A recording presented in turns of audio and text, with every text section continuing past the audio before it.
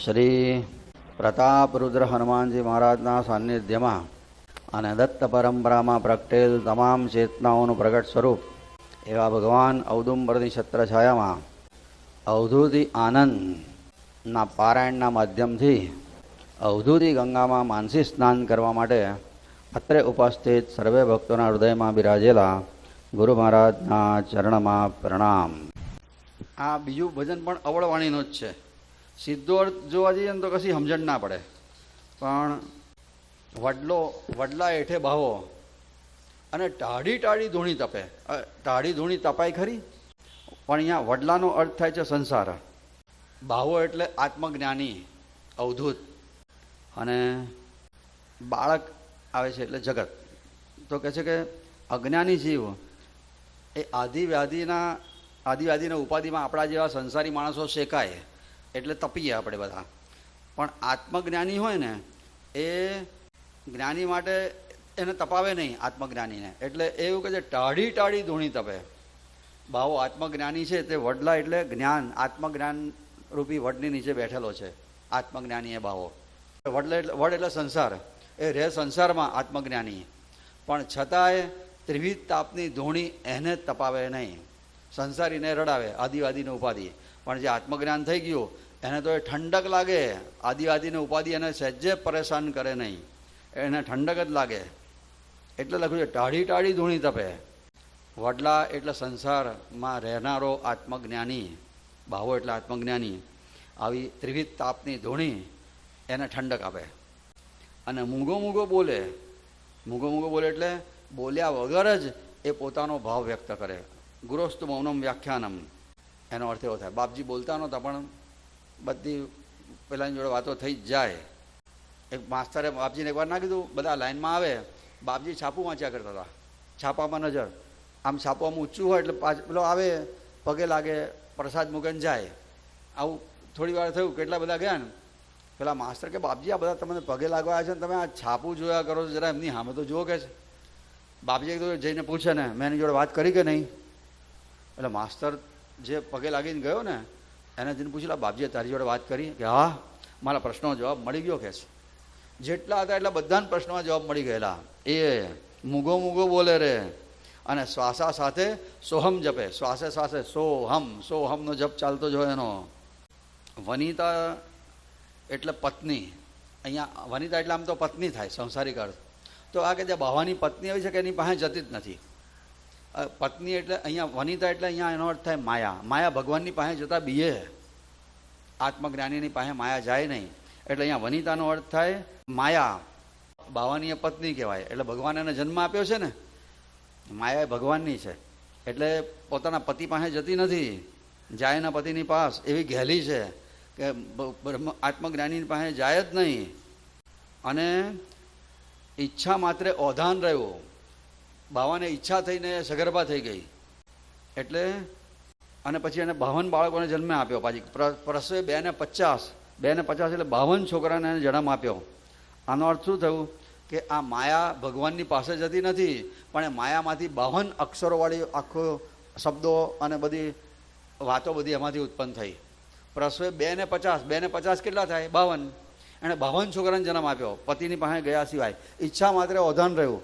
ભગવાનને થયું કે આ સંસાર મારે બનાવવો છે, ઈચ્છા થઈ અને માયાના આધાર આખો સંસાર બની ગયો. ઈચ્છા માત્ર ઓધાન રહ્યું. અને પ્રસવે 2 ને 50 એટલે 52 અક્ષરોવાળી આ સૃષ્ટિમાં બધા જે બોલે છે 52 અક્ષરમાંથી જ કશું બોલે છે ને. અંગ્રેજી હોય, સંસ્કૃત હોય, હિન્દી હોય કે મરાઠી હોય, પણ અક્ષરો તો 52માંથી જ આવે છે ને. એટલે 52માંથી જ આખી આ સૃષ્ટિ 52 છોકરા એણે જન્મ આપી દીધો, માયાએ આપ્યા છે. આ અક્ષરો છે તે માયામાંથી જન્મ થયો છે, ભગવાનમાંથી નહીં. ભગવાન તો ખાલી ઓમ બોલે છે. ભગવાને માયાનામાંથી આ 52 અક્ષરોને જન્મ આપ્યો છે. પ્રસવે 2 ને 50 આ બાવાની બલિહારી છે. આવી ભાઈ આ બધી બ્રહ્મની બલિહારી છે. અને દેખી બાવી બાળ છપે એટલે છુપાઈ જાય. અને આ બધું જોઈને પાછી પેલી માયા તો હંતાઈ જાય. ભગવાનને જુએ એટલે સંસારની માયા સંતાઈ જાય છે. એને વાણીથી સમજી શકાય નહીં. કોઈ આશ્ચર્ય માની વિલો કે આ બધું જોઈને કોઈને આશ્ચર્ય થાય કે ભગવાને એક સંકલ્પથી આટલી મોટી દુનિયા બનાવી માયાના આધારે. તો કોઈ સુણે સાશ્ચર્ય, કોઈને આશ્ચર્ય પણ થાય. આશ્ચર્યથી કોઈ જુએ અને આશ્ચર્ય કોઈ સાંભળે પણ ખરા બધી વાતો. જોનારાને આશ્ચર્ય થાય, સાંભળનારને વિશેષ આશ્ચર્ય થાય, એવું કહે છે. વિરલો જાણે, કોઈ વિરલ જ્ઞાની હોય ને એને જ ખબર પડે અવધૂતની આ બધી પરમાત્માની બધી લીલા, અને એ જાણે ને મનમાં ખુશ થઈ જાય. પણ એ જાણે પછી બહુ વાણી વિલાસ કરે નહીં. હા, સંતો સિદ્ધ પુરુષો બહુ ઓછું બોલે, વાણી વિલાસ ના કરે. અને મૌન થઈ જાય ને ત્યારે લોકો કે આ તો મૂર્ખો છે, આ બાવો હું બોલે છે. બાપજી દત્ત દત્ત બોલે ને તો ગામડિયા કહેતા લઠ્ઠ લઠ્ઠ બોલે છે, એવું આ શું લપે છે કે છે. બાવો આ તે શું લપે. બાવો કે હું પહેણ્યો ના કદીએ, બાવો કે હું પહેણ્યો જ નથી કોઈ દિવસ, એટલે સંસારની માયાનો મને રંગ લાગ્યો જ નથી, એનો અર્થ એવો થાય. બાવો કહે ના પરણ્યો કદીએ, મુનેના ઘર કિનાર, એટલે બ્રહ્મ એક જ છે, અને એમાંથી જ આ બધું સંકલ્પમાંથી બધું બન્યું છે. એટલે અર્થમાં કહે છે કે હું પરણ્યો નથી, એકમાંથી જ આ બધી રચના થઈ છે. બે હોય તો પરણે ને, આ બ્રહ્મથી જ આ બ્રહ્મ આ દુનિયા બનેલી છે. બ્રહ્મ એક છે, પછી પરણે કેવી રીતના, એટલે પરણ્યો નથી. મને ઘર બહાર કશું જ નથી. સ્ત્રી તો મેં જોઈ જ નથી કોઈ તો. સ્ત્રી એટલે માયા, ભગવાનની પાસે માયા જઈ ના શકે, એટલે બ્રહ્મને પાસે માયા જઈ શકે નહીં. એટલે ભાવો એવું કહે છે કે મેં સ્ત્રીને જોઈ જ નથી, એટલે માયાને જોઈ જ નથી. અને સૌએ મુજ પરિવાર, અને છતાં આ દુનિયા જે બધી બની છે સ્ત્રી પુરુષો, એ બધો મારો પરિવાર છે. આપણે તો ભગવાનના બાળકો છીએ. અને કહે છે ભૂખ્યો શું સંહારે રે, બધું સર્જન મારું જ છે, એટલે બધા મારા બાળકો છે. અંતે સૌ મુજમાં ખપે, એટલે એ બધું મારામાં જ સમાશે. પછી પાછું કહે છે કે હું જ્યારે ભૂખ્યો થઈશ, એટલે ભગવાનને જ્યારે પ્રલય કરવાનું મન થશે ત્યારે બધું અંતે સૌ મુજમાં ખપે, આખી સૃષ્ટિ પાછી એમનામાં જ સમાઈ જવાની છે. એ અર્થમાં અંતે સૌ મુજમાં ખપે, અને પાપ ના લાગે મુજને એનું. શંકર ભગવાન સંહાર કરે તો એમને પાપ ના લાગે, આ સૃષ્ટિનો સંહાર કરે તારે પાપ ના લાગે મુજને એનું. પુણ્ય ના આવે પાસ, અને સર્જન કરે તો એનું પુણ્ય પણ ના લાગે, કહે છે કે હર્ષ શોકના સ્પર્શે મુજને. ભગવાન સૃષ્ટિનું સર્જન કરે તો અરખાતા નથી, પ્રલય કરે તો એનો શોક પણ નથી કરતા. હું તો સદા ઉદાસ, હું દરેક વખતે ઉદાસ, એટલે અરખ શોક વગરની સ્થિતિને ઉદાસીન અવસ્થા કહેવાય. એ અવસ્થામાં રહું છું. દેવ દેવી તિર્યક રે, દેવ અને દેવી એ બધું જુદું છે કે છે, મારે એની સાથે કોઈ લેવા દેવા નહીં.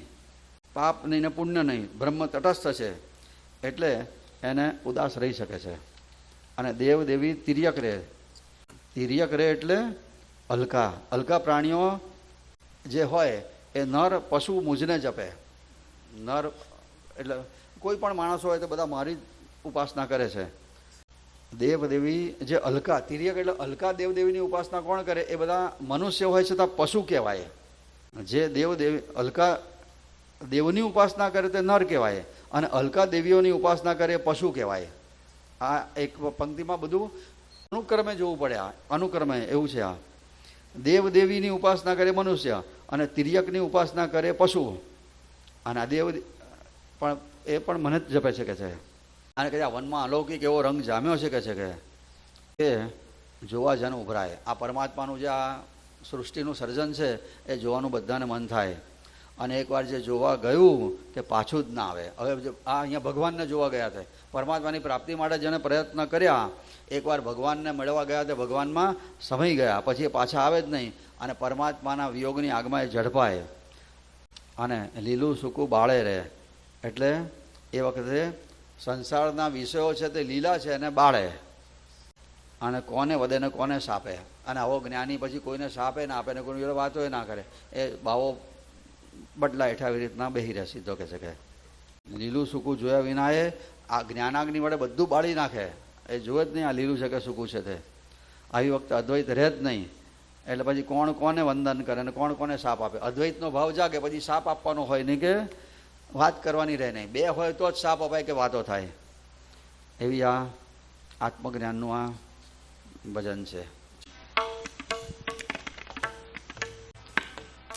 વડલા હેઠે બાવો રે, વડલા હેઠે બાવો, વડલા હેઠે બાવો રે, વડલા હેઠે બાવો. એથી બાવો રે, ટાળી ટાળી ધૂણી તપે, મૂગો મૂગો બોલે રે, મૂગો મૂગો બોલે, મૂંગો મૂંગો બોલે રે, મૂંગો મૂંગો બોલે. એથી બોલે રે, શ્વાસા સાથે સોહમ જપે, વડલા હેઠે બાવો રે વડલા હેઠે બાવો વડલા હેઠે બાવો રે વડલા હેઠે બાવો વનિતા તેની છે કજ ઘેલી જાય ન પતિની પાસ ઈચ્છા માત્રે ઓધાન રહ્યું ને પ્રસવે બેને 50 અરે બાવાની બલિહારી રે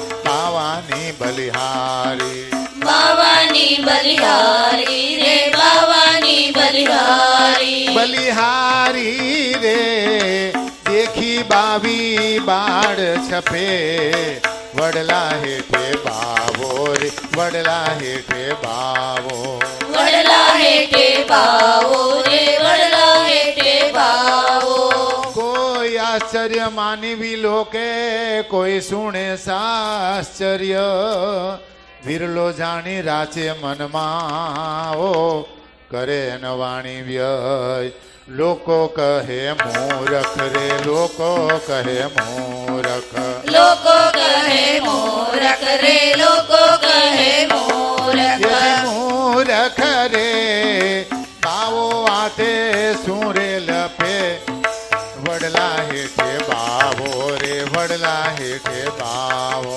વડલા હેઠે બાવો રે વડલા હેઠે બાવો બાવો કહન પરણ્યો કદીએ મને ન ઘર કે બાર નાર નદીથી નજરે તોય સૌએ મોજ પરિવાર ભૂખ્યો શું સંહારે ભૂખ્યો શું સંહારે ભૂખ્યો છું સંહારે રે ભૂખ્યો છું સંહારે સંહારે રે અંતે સહુ મુજમાં ખપે વડલા હેઠે બાવો વડલા હેઠે બાવો વડલા હેઠે બાવો રે વડલા હેઠે બાવો પાપ ન લાગે મુજને એનું પુણ્ય ન આવે પાસ હર્ષ શોક ન સ્પર્શે મુજને હું તો સદા ઉદાસ દેવ દેવી તિર્યક રે